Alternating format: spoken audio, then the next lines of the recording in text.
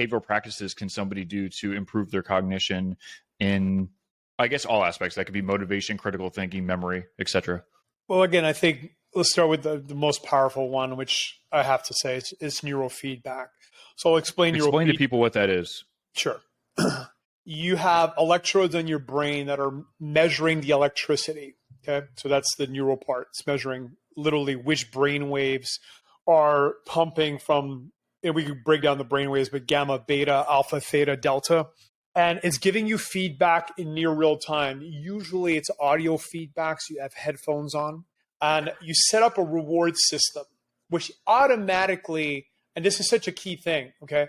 One of the number one way you can naturally create more dopamine is to set up dopamine loops. Now, how do you do that? As soon as you determine that something is important, okay? And that's what goals are. Let's break down goals. What's a goal? You have determined that this is important. That's all you need to do. As soon as you believe that something is important, you start the dopamine loop. And as you move closer to that, the anticipation of achieving that is increasing your dopamine constantly. Now, here's the power move of power moves. You create a layer cake of dopamine loops from day to day, week to week, multi-year, year, and you literally have all of these dopamine loops running simultaneously. And all the most successful people in the world do that. Now, they do it, whether it's conscious or unconscious, it doesn't matter. They do it. I know already, Justin, just having talked to you for 15, 20 minutes, that you do that. And that's one of the ways you just naturally drive yourself to do whatever you determine is important, right? So now when you set up the neurofeedback, as soon as you say, I want to train alpha, okay, which is a great wave to start. It's a calm but alert wave. As soon as you're moving towards that, as soon as your amplitude is increasing towards alpha, you get positive feedback. And your brain loves it because, again, you've set up that dopamine loop. And you keep going. And you're literally learning and upgrading your brain every second because your brain's receiving these nonstop feedbacks. Now, when you head the wrong direction, you lose the feedback. And your brain doesn't like that. So it's like a GPS. It's hot, cold. It's telling you, hey, keep going that direction, Justin. Or, hey, you're heading the wrong direction. And you can set up every type of brain wave, again, from gamma, beta, alpha, theta, delta, even sub-delta, and there's some other elements you can add to it. And you're learning probably about 100 times faster than normal meditation, and I'm probably underestimating it. So where can you go to do this? There's some facilities like BioCybernaut in Sedona. Dave Asprey has a place called 40 Years of Zen. And there's the first headset coming out later this year called Sensei, that is good enough, that can do exactly what you could do in some of these places for a fraction of the cost. These are not inexpensive experiences. But I would say that's number one. And I've spent about 8 weeks of my life doing it. We just did a training in February, me and Mr. Newts and a couple of other guys. And I'm going to keep doing that twice a year as long as I'm alive. That's my game plan because the gains are too profound. They're just too profound not to do. So I would say that's number one. Meditating, of course, is powerful. It's profound as well and goes back to controlling brain waves, but it's just a lot slower. Because why? You're not getting feedback. It'd be like dropping you in a pitch black room with no mirrors. You've never learned how to do a squat before. And I say, hey, Justin, here, I want you to squat. It's hard. I could describe it. Bend your knees, push your glutes out, drop your glutes down. But if I turn on the lights, your form would be off, because you don't have that feedback for your brain. So that's why neurofeedback is so profound. I'd say that's easily the number one thing. Anyways, Mr. Newts, what's your favorite modality? Well, real quick. Who makes the company that's creating the neurofeedback product? Who's making it, and where can I buy it? Yeah, it's called Sensei, NENS.ai is their website. Full disclosure, BiOptimizers invested, and I'm an advisor. But yeah, they're coming out later this year. I did try the prototype. That's why we invested. But yeah, I can't wait. So they just did a really successful crowd fundraising campaign. They raised almost $1 million. And wow. Yeah, I can't wait. You'll be able to do neurofeedback in an Uber ride and a plane ride. It's gonna be exciting. It's just all you need is your mobile phone, no goop in your hair. I've got a medical grade system here at home. and I don't use it that much because of the friction. It's 10 minutes setup, 10 minutes cleanup. Gotcha. Is there any other products besides you go into a facility that you can get that kind of work? Not currently. There's nothing, there's a bunch of hardware like Muse and stuff, but if you talk to any neuroscientist, they'll say the sensors aren't good and they're not in the right location. So I've bought some of these, but I stopped using them after talking to the neuroscientist. As far as headwear, V-Lights, which is a Canadian company, has a photobiomodulation device where you can actually set up the frequencies from gamma to alpha, and it will entrain your brain into that frequency in 5-10 minutes. Yeah, I've got one on the other desk there, but it's pretty powerful, and it helps repair your brain. They're doing a lot of research on Alzheimer's and dementia. I think the other aspect of brain, and we'll separate it for understanding's sake and for language sake, but they're really one thing, and that's your nervous system. Your brain and your nervous system are truly one system. And I'm a big fan of really trying to modulate and optimize your nervous system. I would say the number one thing to rejuvenate your nervous system, as far as any type of biohacking, is floating. Why? Because you're truly giving your senses, your nervous system, a break. The eyes, the kinesthetic side, the sound, sonic, you're just giving your whole nervous system a break. Plus, you're absorbing the magnesium from the Epsom salt. And magnesium, in terms of a molecule, is the number one molecule for your nervous system. That and enough good fats.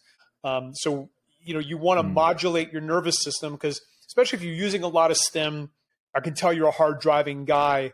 I am as well. And it's easy to live in fight, flight, or freeze, right? It's easy to live in that sympathetic side where all you're doing is conquering things, okay? But I've learned— World domination. Come on. World domination, right? I'm 44 going to 45, and I've come to understand that, you want some parasympathetic in the mix, and life just becomes better.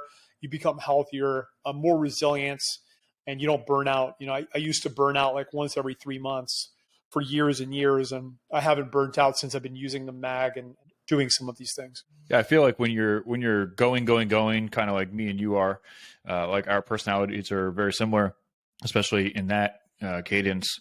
I feel you don't learn as fast when you're in dopamine-driven driver world domination. You're more of a robot. You get shit done.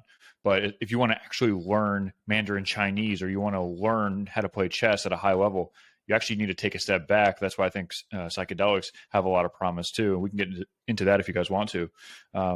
What about, so back to what you said before with the float tank, for people that don't know it as the float tank, it's a sensory deprivation tank, and basically it's an isolated chamber, and you can get really expensive ones, or you can go to like subpar ones that a lot of people, there's actually a place in here called the Tampa Float Tank Lab or something like that, and they're okay. But if you want like a high level one, there's a guy named Crash out in Venice, and that's the Float Lab, and his is I think it's like 55 G's.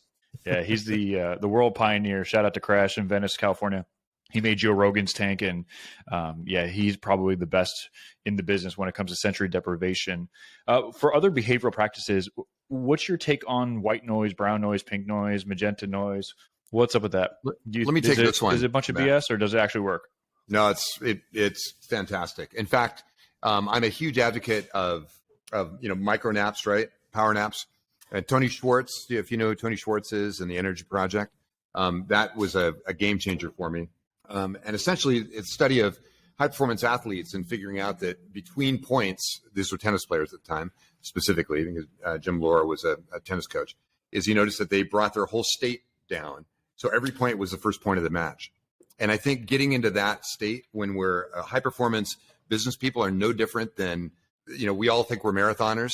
And if you take a look at it, we're actually more intermittent sprinters, right? We're doing fartleks, and we're sprinting the straights, and we're walking the corners. That's the only way to do it, right? So For me, there's nothing like Pizziz, a 20-minute power nap with Pizziz on the default setting without the intro outro voices. I don't know if you know what Pizziz is, but it's a binaural audio app that used to be a device. Get it on your phone, plug it in, turn it on. I use that. I think it's a fundamental reboot for my system at crash time during the day, 2-3 p.m. right?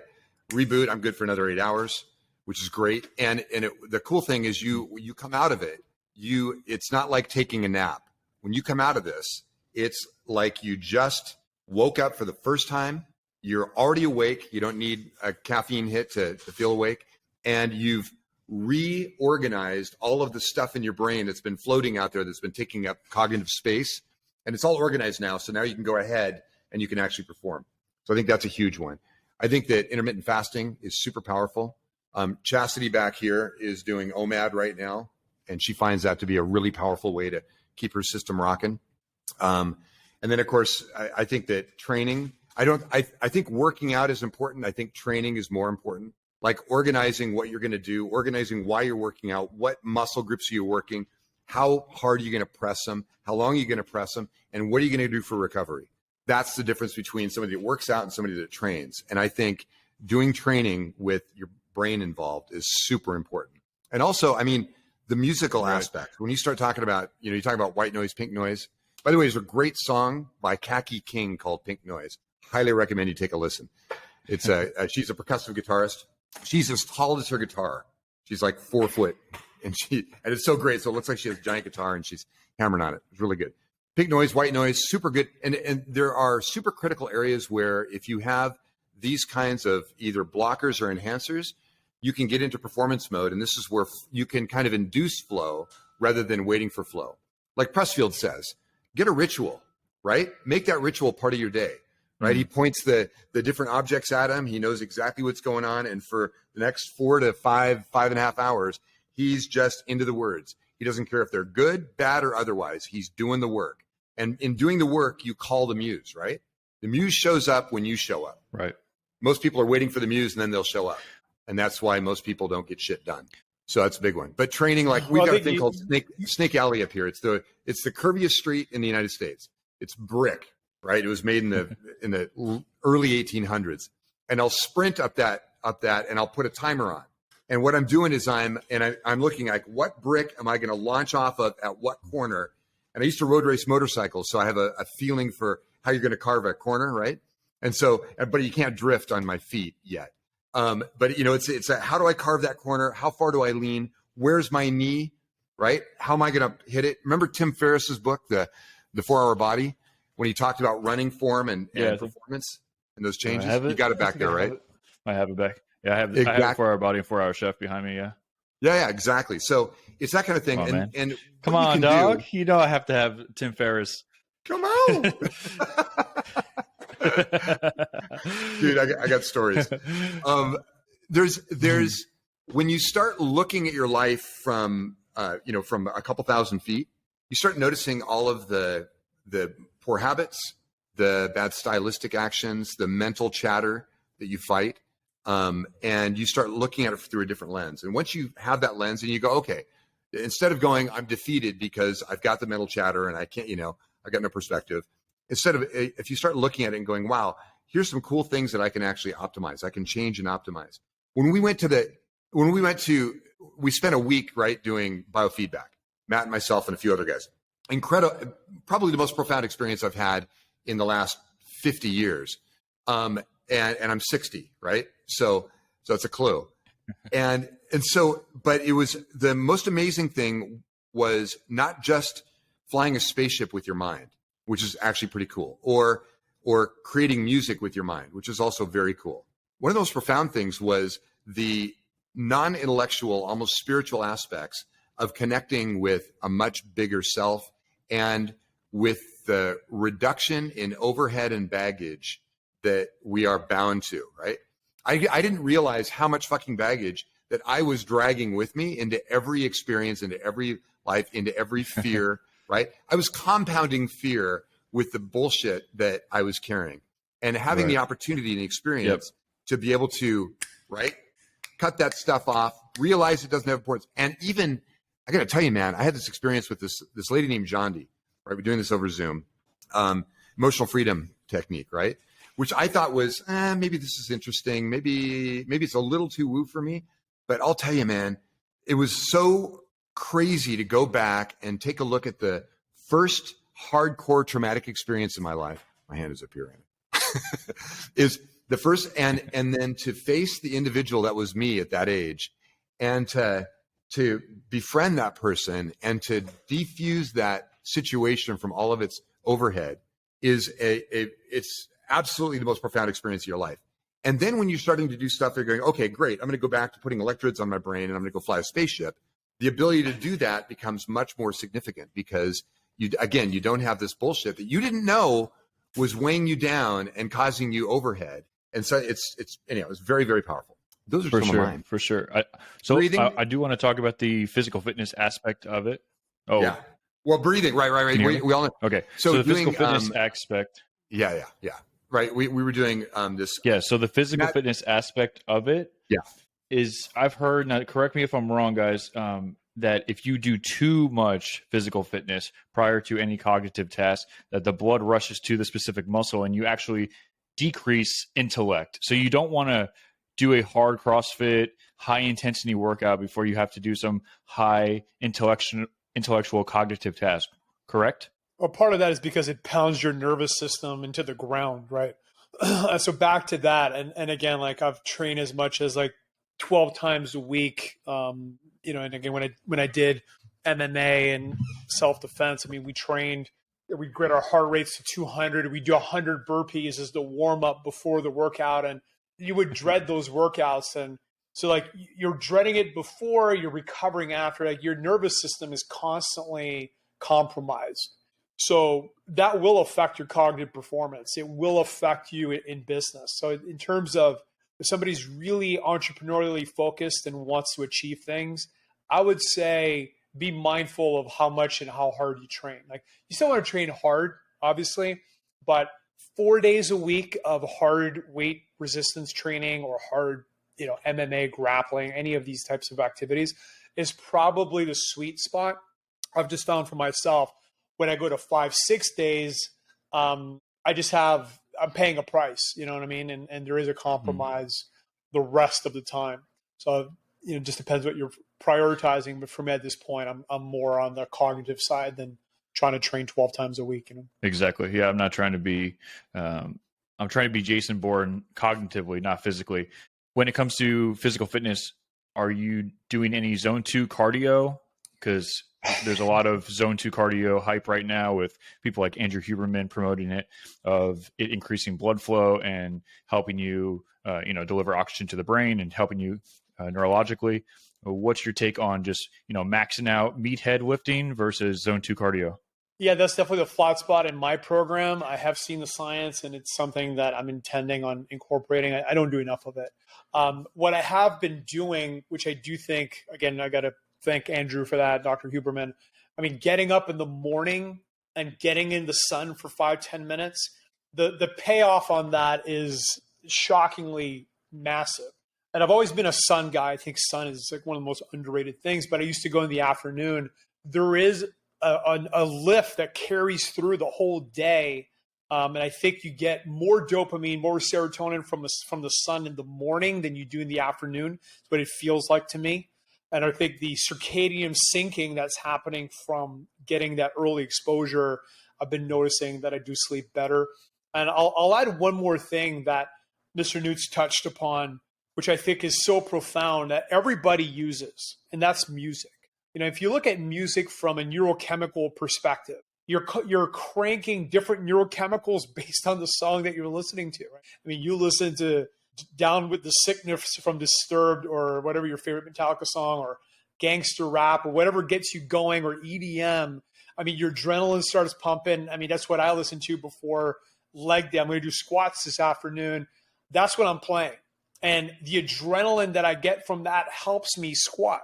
Now, on the flip side, if I'm working, I'm on my desk, I like listening to things like Carbon-Based Life Forms. I don't want lyrics. I don't want drums. I want emotion. I love movie soundtracks for that. I think movie soundtracks are phenomenal for work because they provide emotional context without distraction. So when you start adding lyrics and beats and stuff, it's good for repetitive work. But if you really want to use your brain and write and learn and analyze, you don't want beats and drums and vocals. You really want to just get emotional, and strings are great for that, and atmospheric music. And there's a lot of great things like some of these channels you can listen to that are binaural and it's more, again, kind of background noise. You talked about the brown noises and things. Those are all in that world. So it just depends what state you want to be in. And I would say like the ultimate way to wake up is go in the sun and dance with a great song that gets you jacked up for 3 to 4 to 5 minutes. Because the other thing is movement.